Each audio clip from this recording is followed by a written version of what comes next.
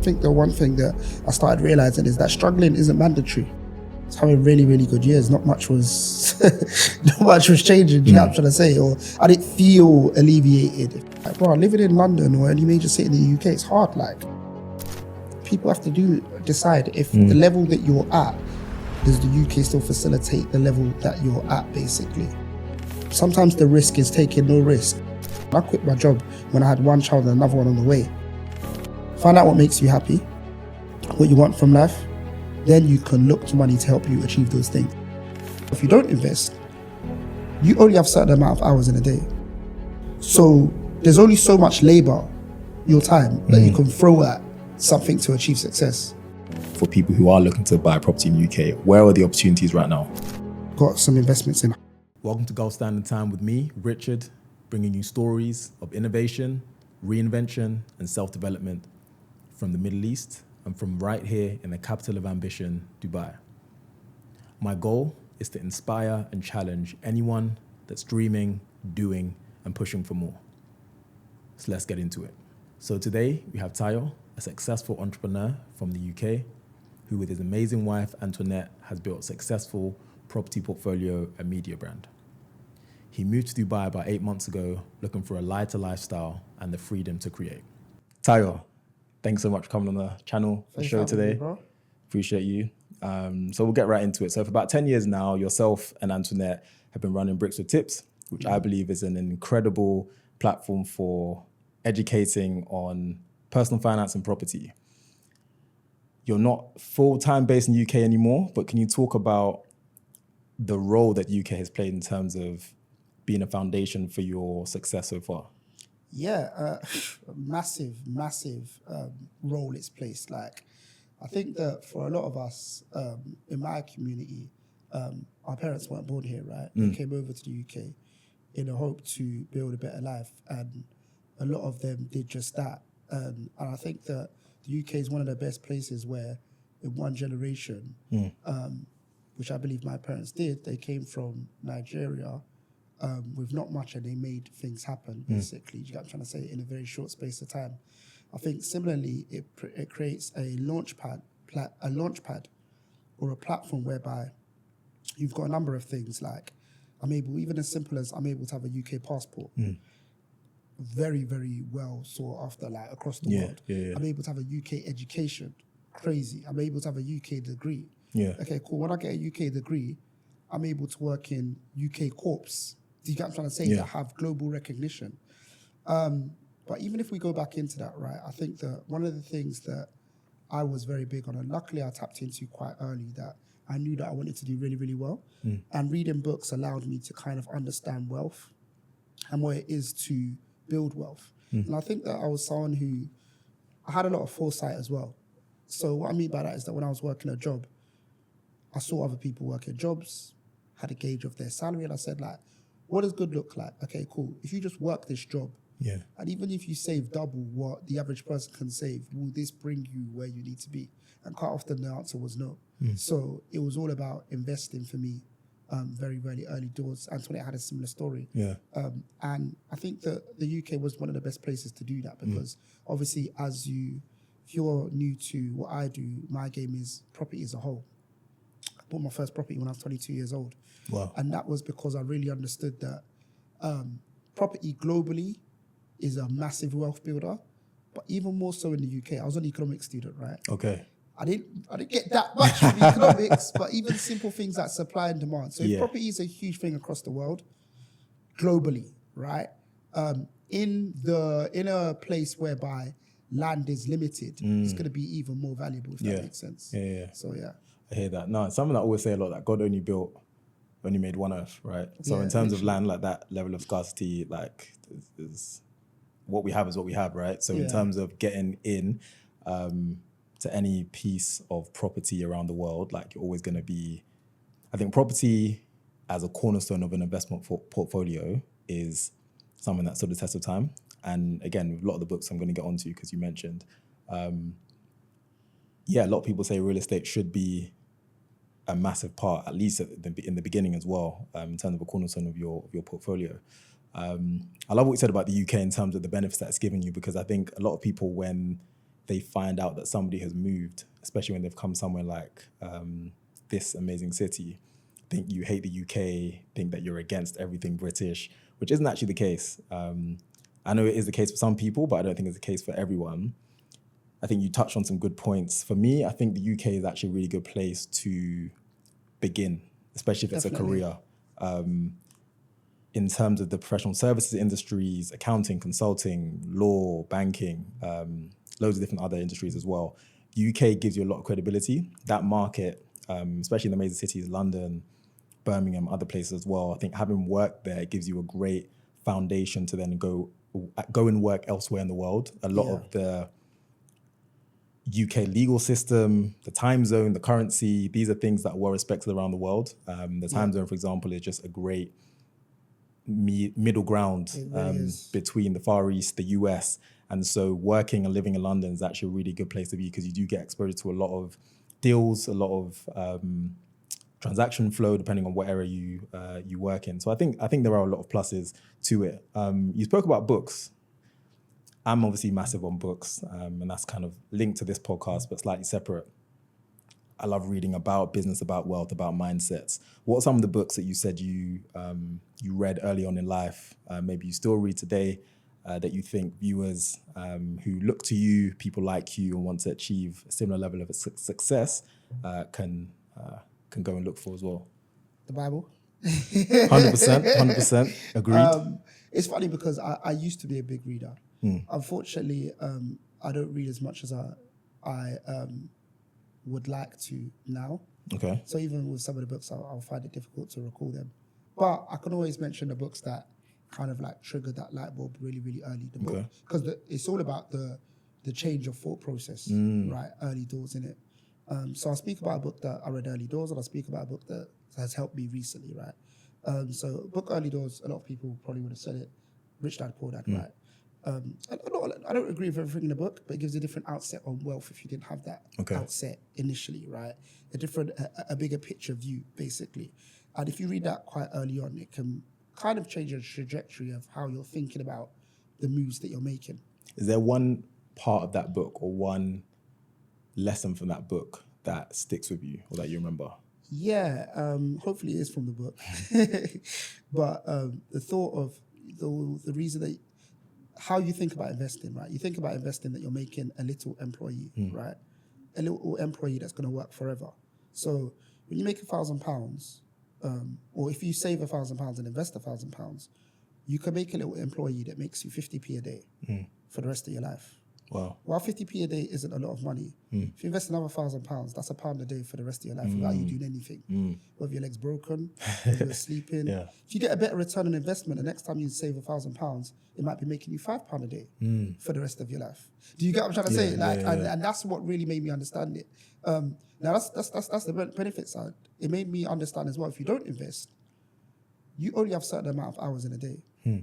So there's only so much labor, your time, that you can throw at something to achieve success, right? Because what happens is that 10 years down the line, before 10 years down the line, person A and person A is woken up on month 1 and they've already made 10,000 because they was investing 10 years ago.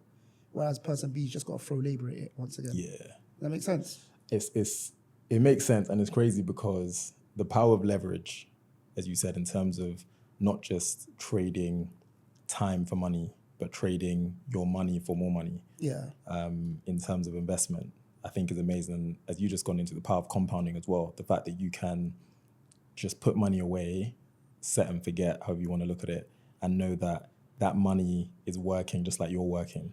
And so that's kind of continuing to go. It's interesting. Robert Kiyosaki, obviously the author, Rich Dad, Poor Dad, one thing I always remember him saying, and it may be from that book or another book, but he spoke about taxes. And I'm just remembering this now, but it's amazing, obviously, because that's one of the key reasons that people move here, obviously. And I need to try and remember it. So he basically said that tax levels on an individual employee in every country around the world is one level, as capital gains tax or other types of taxes is always going to be lower than that. But the tax on a business, so as we know in the UK, corporation tax or other taxes around the world, is always going to be lower than that. And you would think that in terms of size, the size of a corporation is larger than the size of, a small investment portfolio is larger than the size of an individual. Yeah. So why is it that the government or governments rather, are attacking, if I can say that, wealth, capital in that way? It almost is like an inverse way to do it. And I know you've spoken before, to kind of move on to the topic, about certain countries around the world, namely the UK and other places, kind of trapping people in a way and slowing down the route to where you want to be, slowing down the route to wealth. Can you talk about that a little bit? Yeah, absolutely. I was even going to jump in when you mentioned before, because we had good things to say about the UK, right? And it's a good place to begin. If you've got a professional career, or not even a professional career, whatever you're doing to make money, right? But it's going to get to a point.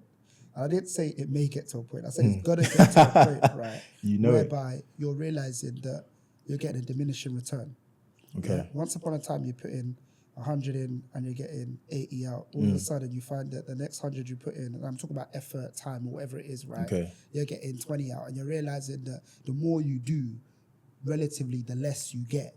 Okay. And it always gets to a point whereby, is there any point doing more, basically? You get what I'm trying to say?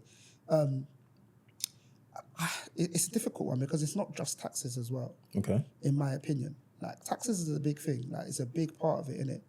But almost like, and I don't want to turn into like bashing the UK, but it's almost like, where do you get like your real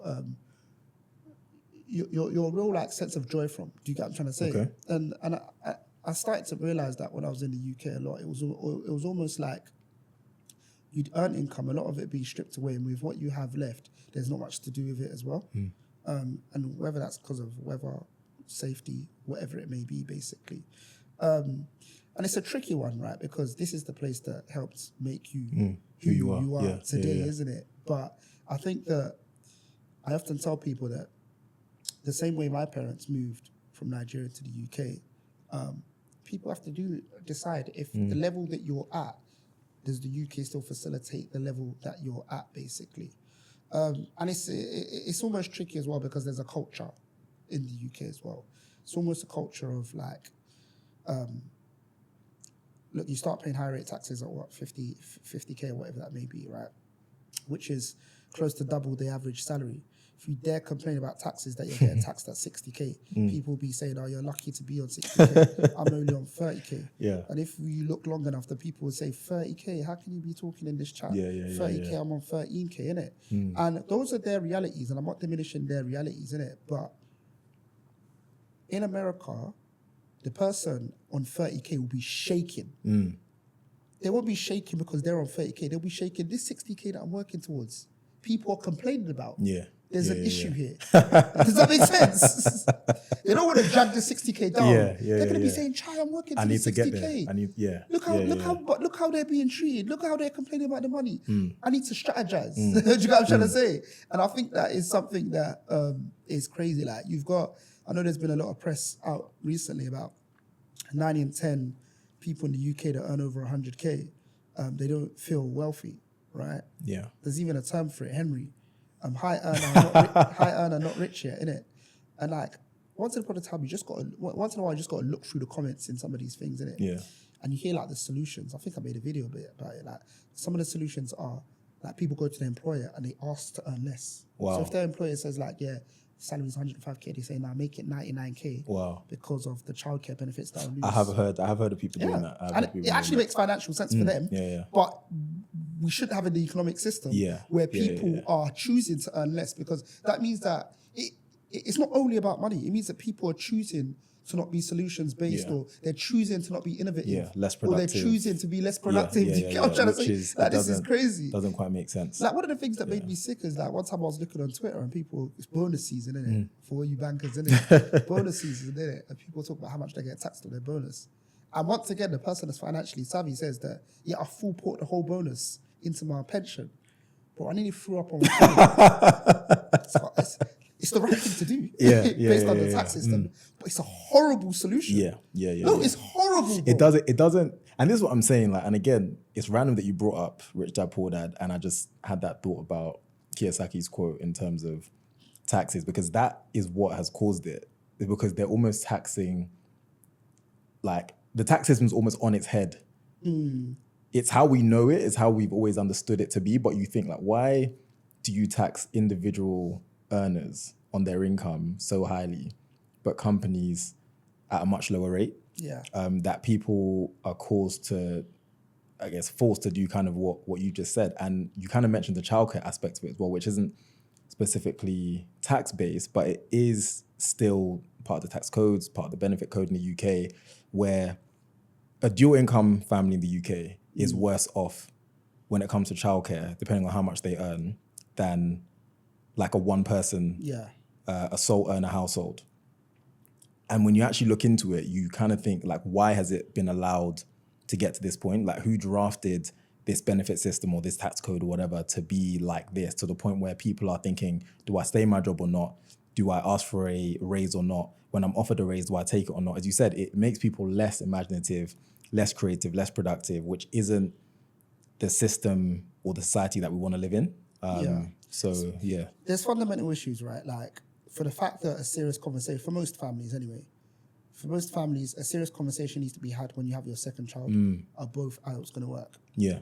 It's crazy. Because financially, the numbers begin to stack up in a way that you are thinking like, should I be going to work? Yeah. And I think the fact that an able-bodied person in their right mind has to think about stepping out of the workforce because of something as limiting or as small as childcare costs or benefits or taxes, it's not really how it should be. And I think those are some of the things I think when you speak about, which I want you to come on to, that disproportionate effort to reward ratio. Things like this, again, you're a parent of two, just like I am. Was it that kind of made you start to think that I'm putting in more and not getting a lot out? Like, when did you begin to realize that this ratio was shifting in a way that you didn't like it? Yeah, maybe like recent years, just before I decided to make the transition. I was having really, really good years. Not much was changing, do you know what I'm trying to say? Or I didn't feel alleviated, if that kind of makes sense. And I think that it's funny, like I always say to people that, not everyone agrees, but I always say to people, don't chase money. Find out what makes you happy, what you want from life. Then you can look to money to help you achieve those things. Okay. Does that make sense? Wow. Money can facilitate it. I like that. A lot of people are chasing money and they don't actually know what makes them happy. So you're just chasing money. And the truth is, money is in abundance. You know what I'm trying to say? Yeah. When do you stop? When you're breathing down Elon Musk's neck? No, honestly, when do you actually stop? Do you get what I'm trying to say? And it's interesting, sorry to interrupt you, I've realized as well that chasing money in that way is a very inefficient way to do it. As you said, if you can actually find what you can do well and what you like to do and combine that. And if you can combine it with a service that the world wants or that enough people want, you can combine that with the service you can package and deliver at scale, you will find, as you said, the abundant cash, the abundant money out there does begin to kind of find its way to you, as opposed to just going for something because you were told that there's money here, if that makes sense. Yeah, absolutely. I'll go for the tangent. Remember, I'll come back to the initial question you asked, but to double down on what you mentioned, early doors, like when I was young, I always knew that I had like some grit in me, some graft in me, innit? You know what I'm trying to say? I'll be the first to admit, it was almost like I was obsessed with just making money. I didn't know what I wanted to do. So I'd apply myself to I'd apply hard work to different things. Okay. Nothing actually worked out, innit? Do you get what I'm trying to say? I was in property at the same time. Property is something that I had a quote-unquote passion for and I was educated on. Do you get what I'm trying to say? I say that to say, right, if you look around at a lot of the successful people around the world, not to say that they had a passion for it, but everything they did was about adding value and being very solutions-based. Yes. Do you get what I'm trying to say?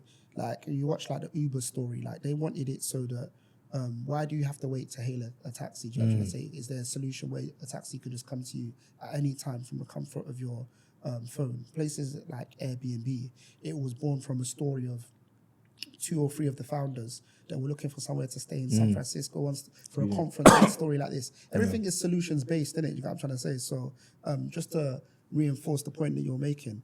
One of the things that triggered me was just that, like, I felt that, okay, I'll give an example. Like, one of the things that was getting to me was that I felt that I could I felt that what my day would look like was me working. I'd then pick up the kids from nursery. Mm-hmm. It's like, okay, cool. Eat, prep your food. Your food's done. Bath, read a book bedtime. So you relax. Yeah. You chill for 2 hours. I didn't feel like I was doing anything of any real quality with them because the time didn't permit. Right. And it's weird. Like, am I basically saying that if you move country, you'll get more time? I think I am saying that. I'm not saying it rationally. Yeah. I don't have a rationale for it. Do you know what I'm trying to say? But that's been your lived experience. That's been my experience. That's been my reality. I think it will be people's reality if they try it in any other country as well. Like, I don't know whether it's the sun or what it is, but I'll say something, right? And there's benefits of this and cons of it, right? I always say to people that, like, bro, living in London or any major city in the UK, it's hard. It is hard. Do you know what I'm trying to say? Like, it just really is. I think we're used to it, though. Yeah, we're used to it. I think if you're born and raised in that environment, that is what life is to you. Exactly that. And there's huge benefits of it. And that's why the UK workforce is globally sought elsewhere. Like, you come into companies in the UAE, companies in the USA, companies in Asia, companies in Africa. You know how to maneuver. You know how to pattern because you've been used to be working in a high-pressured scenario. Do you get what I'm trying to say? Yeah. And I think it goes through other aspects in UK/London in general, basically. And for me, I'd learned my lessons already. Yeah, I'd been trained. I'd completed my training, bro. Time to graduate, hey, bro. Yeah. I'm graduated to sunshine it's time, it was time for me to graduate, and the sun. basically. And I'm thankful to the UK for that. But I genuinely feel like for a lot of people who are listening that you live in London, like, don't be surprised with what the UK and London has taught you and how you can operate. I'm not saying come to the operate. Look at other spaces. You know what I'm trying to say, but don't be surprised on what it's taught you and how to operate in other places. That's what I would say. Very true. No, I like that. So it sounds like your realization for moving was gradual, or was there something that actually happened to you, to the family, that was like, yeah, I need to get out of here? Bro, we could do a whole 1 hour of what made me move. I think that part of what made me move was I thought about leaving the UK once when I went to Ghana, right? Okay. As you know, you've been to Ghana, right? I haven't, I haven't. It's very, very bad. I keep saying this year, and we were meant to go, and then people started coughing, and it was COVID, and we just never rebooked. We never, but yeah, hopefully soon. So I'm Nigerian, as you know. My wife's Ghanaian, innit? And we went to Ghana. I went to Ghana for the first time, and it was just very chill. Ghana's very slow, sometimes slow to a fault, but that's the only bad thing people really say about Ghana, that service is slow, right? Yeah. But everything else is so chill. You relax. And I think it was in Ghana that I realized that, like, bro, this life doesn't have to be that hard. Bro. I had a similar thing in SA, but I'll let you go. Yeah, and even before Ghana, let me know if it just got like, this thing's a bit gradual, but the move was sudden. But the thought in the back of my head was gradual. Okay. Like, I always used to give an example that living and working in London is like running on a treadmill at the highest level. You dare not fall off in it. You know what I'm trying to say? But I remember even years ago, like 7 years ago, I went to Jamaica, innit? And me and Antoinette chilling on the beach in Jamaica. Guy comes along, gets coconut, gives us coconut. Do you want rum? He's got two options: with rum or without rum. Does his thing, shots it, go home. So what'd you go with? With rum? Oh yeah, with rum. I'm in Jamaica, innit? Bro, but I remember going back to the group chat with my boys, my man, and I told them about this guy, innit? So that's what he does every day. Goes back to his family. I said, bro, is he happy in the man? We have to ask the question. Is he happy in the man, bro? Like, man, really? I really have to ask the question. You know what I'm trying to say? Now, obviously not seriously, innit? Like, obviously I'm very, very content with my life, happy with my life, innit? But I think that you just have to realize that it's not just money, it's not just infrastructure. That really you need to look at your way of life. And I think the one thing that I started realizing is that struggling isn't mandatory. Wow. It's not mandatory. Okay. Which is the thing. And this is what I think. I think you grow up in a big city where, even from a young age, in certain socioeconomic statuses and at certain levels, you are literally up, out, and on a bus.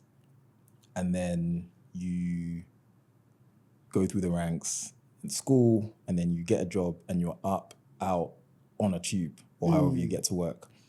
and you're always running around trying to do one thing or another. And that is what you know life to be. And so I think to stop as you did and think, hang on a minute, like, is this, some people see it as struggle, some people see it as suffering, some people see it as just whatever. Like, is this the way life has to be? Because not everyone in the world is living this way. I had a similar thing in Jamaica, actually, some years back, where we met a driver who took us around to a couple of different places on a few different days. And he's like, I will never leave. He's like, look, we'd be driving, he'd be like, look at this place. It's like, it's beautiful. Well, you've seen it before, by the way. Say again? He's still in awe of it. Yeah, bro, like the guy is probably, I don't know, post 50, post 60. And he's like, it's beautiful, I will never leave. And like, I like driving, I like Jamaica, so it works. You know what I'm saying? Like, this is his life. And I'm like, it doesn't have to be that, like, the way that we were taught it has to be. Let me jump in there as well with it. I got to be very careful here as well. So I had go ahead. I had a similar example as well. I was in Mykonos a month ago. Guy that did the airport run. It's active, and he just started saying that, yeah, people in Greece, we're from birth taught to be happy, appreciative, happy. What, you got nothing to do with it? Like, we're taught to be happy, blah blah blah, and it has a bearing on you. By the way, like, people need to understand that your surroundings have nurture is real. Like, it has a bearing on how you move, how you respond to people, and so on and so forth, innit? And you kind of have to ask the question, yeah, be careful with this one, but I mean, if you line up 100 Brits, yeah, how many no, honestly though. Hey, if you line up 100 Brits, yeah, how many of them will be saying, yeah, I just love Newcastle. Just been happy. I've just been happy since birth. Like, I've never been to Newcastle personally, but I hear it's a lovely place. Yeah, I like Newcastle. I like Newcastle. But you get what I'm saying. And I think that yeah, man, it's a tricky one, innit? Like, when you think British culture, well, what do we think of British culture? Let's just be brutally honest. Is complaining part of British culture? Yes, it is. It is. It's part of it. We do it well. Yeah. It is in terms of the way, like, people speak about stuff. People speak about the web. Like, it's a weird one. You speak to people, and again, there's something that you kind of have to step away from before you kind of see. Before you realize it. Yeah, before you kind of realize it, that it's kind of just ingrained in the way that we talk about stuff. You talk about holiday, yeah, it was good, but this happened, that happened. You talk about the weather, yeah, it's nice, but this happened. Oh, it's cold, but this. And even when we're talking about something good, yeah, Brits do have a way of complaining. No, that is true. That is true. And even like with our slangs, like something, you had a great time. You said, how was it? You it was say, all right. What do you mean it was calm? You had a great, you were shouting your head off. Why are you saying it was calm? You'll see the guy in the middle of something, like, literally losing it, like, having a great time. How was it? Yeah, it was all right. It was calm, man. It was cool, bro. Like, you get what I'm trying to say? We have a thing of playing, and we play things down, and then we end up playing ourselves down, and unfortunately, people play others down. Do you get what I'm trying to say? Even to go into what you're saying, you ask a Brit how they are, and there's nothing wrong with it. It's just how the culture is, isn't it? But they might say not bad. Not bad is a British term, you know. That's a 4 out of 10. Not bad is a British term. Bad, yeah. You ask American how they're doing, they say, I'm great. How are you? Isn't that a normal American response? I hear you. I'm great. I'm doing great. How are you? Like, and he probably isn't, but he or she probably isn't, but that is just what they're programmed to say, right? Yeah, literally. So interesting. I want to get onto your move here and how you found it. But very quickly, and I love what you said earlier, just about how you tried a lot of things in life early on. I do see you as, like, quite an amazing risk taker. Like, one of the things I admire about you is that you would try most things. Like, you'll look at something, yeah, I'll try my hand at that. Because you back yourself, but also, like, what is the worst that can happen?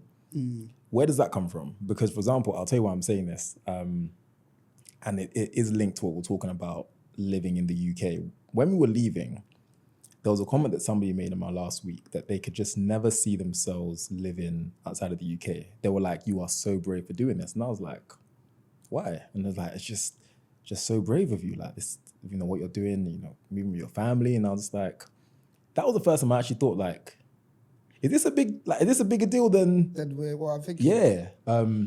And I think that is part of it as well. But that being said, it is a big risk to move yourself, your spouse, your family halfway across the world. And I think, again, you've shown your risk-taking capabilities and your mindset by doing this move? So like, where does that risk taking come from in your background or in your mindset?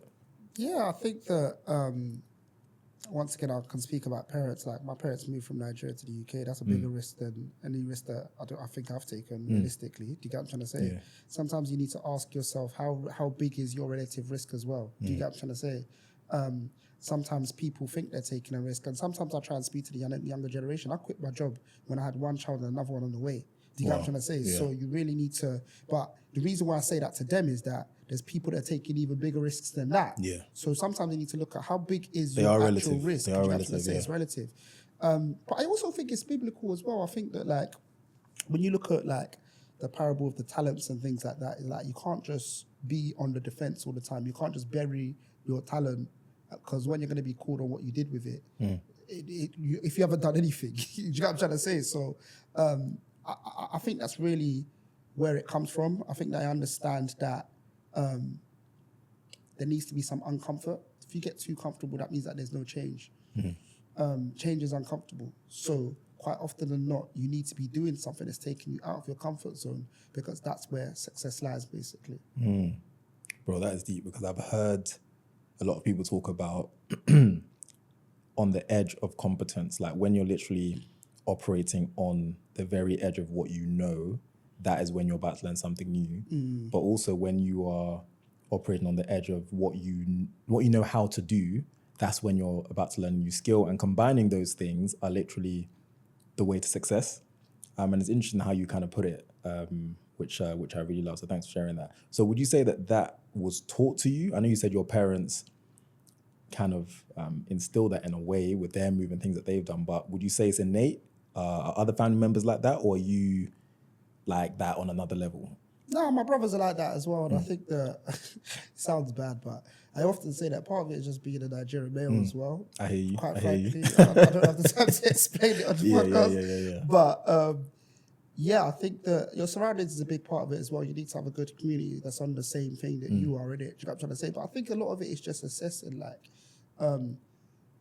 sometimes the risk is taking no risk. Do you know what I'm trying to say? Like, I think that I'm just such a forward thinker. If I keep doing this, what's the end point? Do you get what I'm trying to say? When I was employed in a bank and I finally got in the investment bank, I loved it. I'm the type of person that's gauging, going online, doing research. How much does my manager earn and how long does it take for me to get there? Yeah. Looks like it doesn't really make sense for me. Do you know what I'm trying to say? And that doesn't necessarily mean that I have to quit, but it means that it does mean that I need to start doing other stuff. Yes. So I can, do you get what I'm trying to say? Yeah. So I was at a point where I was working in investment banks, but I weren't earning more than my managers because I chose to invest in property starting at the age of 22. Wow. Does that kind of make sense? Yeah. So yeah, I think that's kind of it. Like, and I just realized that you have to take the risk, basically. No, thanks, man. And I think that mindset and that thinking pattern does so well here.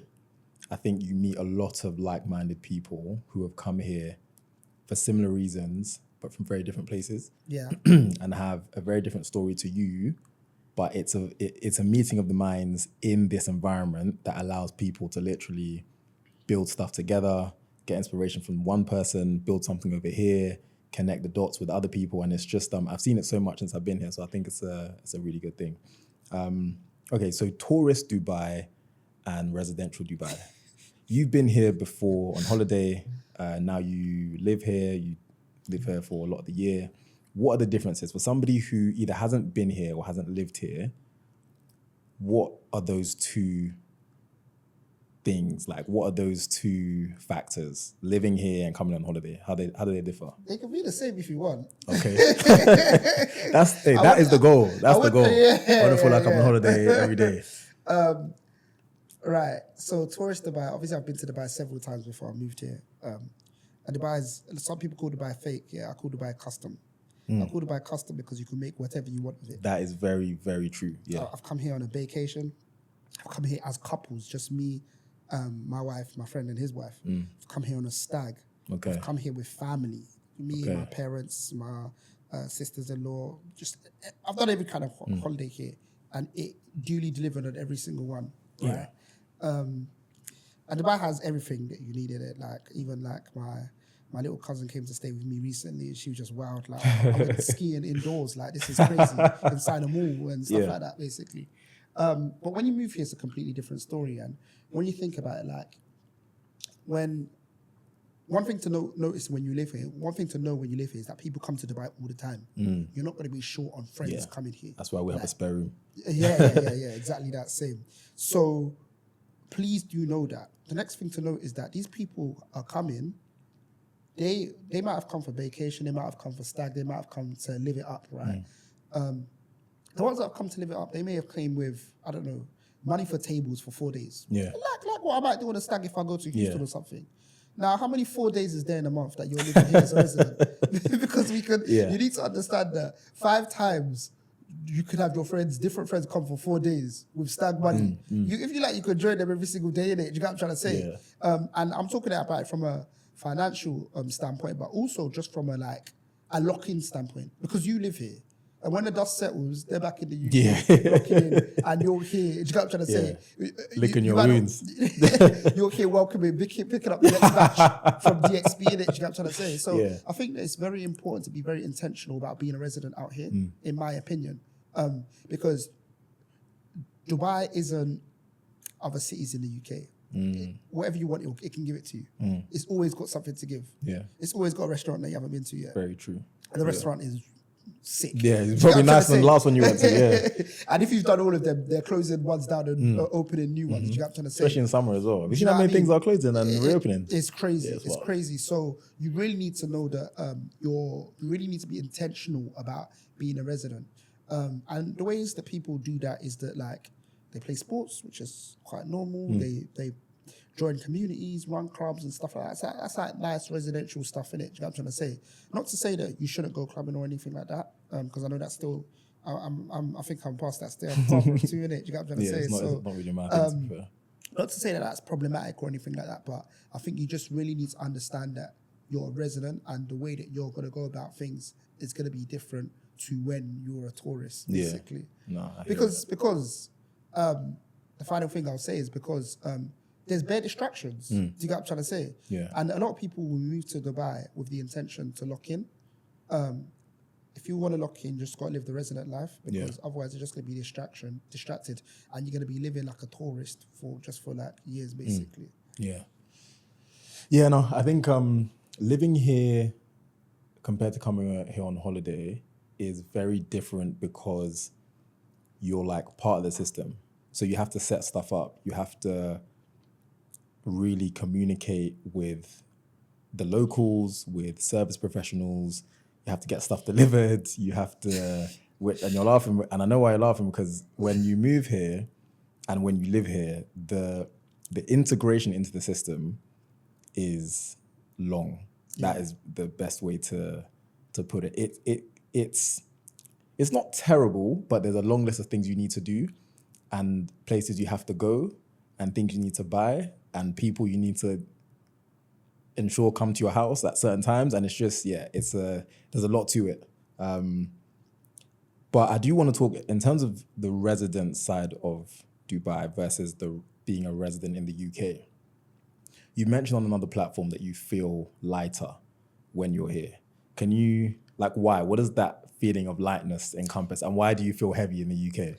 Look, there's a brother that wrote a blog, Okay. If he's listening to this, please message him. When I was thinking about the move, innit? And he was like, I don't know what it is, but when I moved to Dubai, I felt lighter. And it's need to find this guy. Yeah, it's funny because before I read that, that's how I was hoping to feel. Okay. Felt heavy in the UK, I don't know what it was.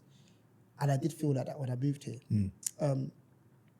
I don't know what that is like. Sometimes I think that as I grow in age, I realize that I really value the really, really simple things. Do you get what I'm trying to say? Simple things that if I've got a day full of calls, I can put a lunch break in, and if the girls are off school, I'll go to the swimming pool with them on my lunch break. That's me feeling light.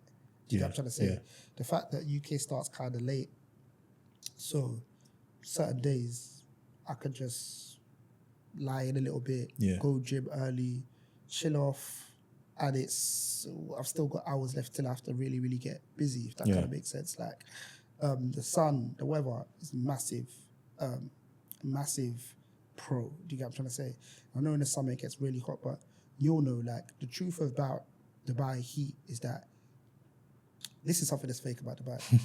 the atmosphere inside the building is fake because you do not know how hot or cold it is outside whatsoever. Very true. You're so protected from it. I feel like in other countries, like I just came back from Greece, it's like, bro, you're indoors and the aircon's on, but you know it's baking. You really know it's baking outside. I don't know how, I mean, they have AC to the level, as you said. You can ski, they have that level, you can ski indoors. They have AC to the level where you feel kind of warm. They have AC to the level where you are catching a cold. Like people are becoming sick because of the power of the AC. Like it's mad. It's mad. Yeah.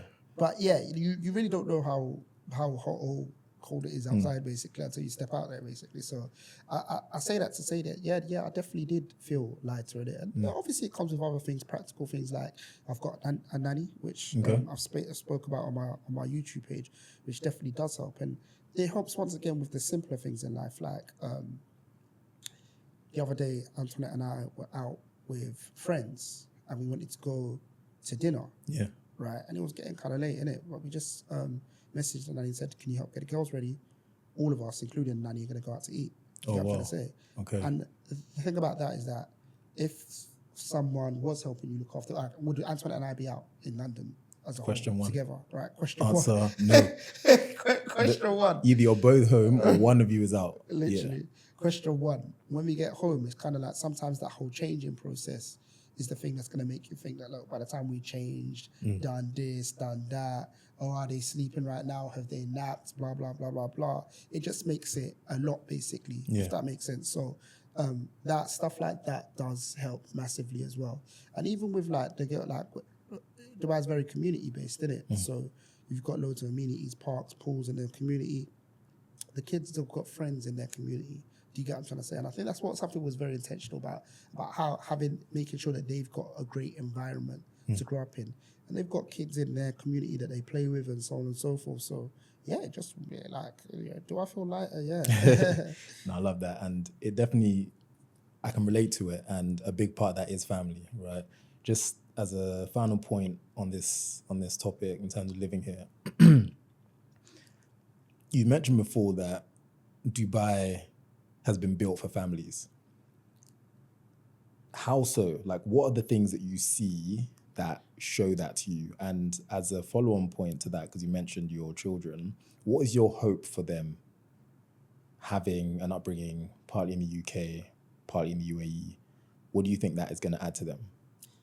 Yeah, so I'll answer the first question first, right? I think that it's passively built for families and actively built for families, right? So when I say passively, I mean things like it's got really, really good school systems, as you know. I remember going to schools and they're saying that they teach the kids to plant. There's like, this is the farm area and this is where we plant seeds and reap them later because we want to get them used to entrepreneurship. Okay, they were talking about 4-year-old kids doing AI and robotics. Wow. Stuff like that.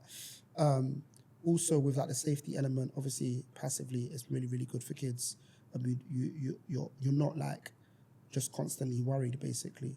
I think actively, like you'll know that like if you go to like any kind of like mall or public space, there's just stupid provisions for children, basically. Be it 1,000,001 soft plays, things for them to do, kids shops, like actively, like it almost seems like they over deliver for children in any real public space. And then it creeps into the service as well, like. Too many people have told me that, like, yo, when I came to Dubai, my baby was crying. The server picked up the baby and played with them. Stood there at the table. A few people say, yeah. Are you serious? Yeah, I swear to you. When we came on a vacation. Okay. Yeah, not since I've lived here. When we came on a vacation with like my parents and stuff like that. Do you feel like a lot of people are looking out for you? You feel like the city itself at times is like looking out for you. Yeah. That you're never too far away from help. Yeah, exactly that. I mean, they'll pick up your child and stand at the table, seeing to your child for you, so you can enjoy a meal. So it's kind of like it really much so in that area. For my children, I think that giving them an international view on life is something that I really want to give them in general. I think it definitely does add to who you are. Okay. I've seen that with some of my cousins, especially, who are born in Nigeria and are here, there, and everywhere. Right? You see, there's a different kind of like different kind of way they see life effectively, and I think that like what I really want to do is I just want to be in a position to be able to facilitate whatever their dreams are. I don't necessarily want what they do to be directly linked to how much you earn from it, career progression, so on and so forth. I think that now more than ever is a time for us to ensure that our children do stuff that they just enjoy, basically. Because I think that now more than ever is a time where you can make a living of something you just enjoy. All right. No, thank you. Can we talk a little bit about the mindset of this city? Entrepreneurship, being a business owner. Dubai, as I think you said before, is open for business. How have you practically found that in setting things up, in moving around in the system? What is that regulation, red tape that you're not seeing very much here? How are you seeing that practically? Yeah, I think that it's not kind of like follow these rules. This can't be done. You ask them why it can't be done, and they don't know why. That's just what the upper bosses say, which is what I'm kind of used to. Everybody's very like open to business. The ease of doing business is there.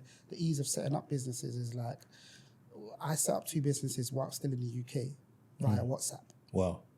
Out in Dubai, can you imagine? So that kind of gives you an insight on as to how they feel about it. I think mindset as well.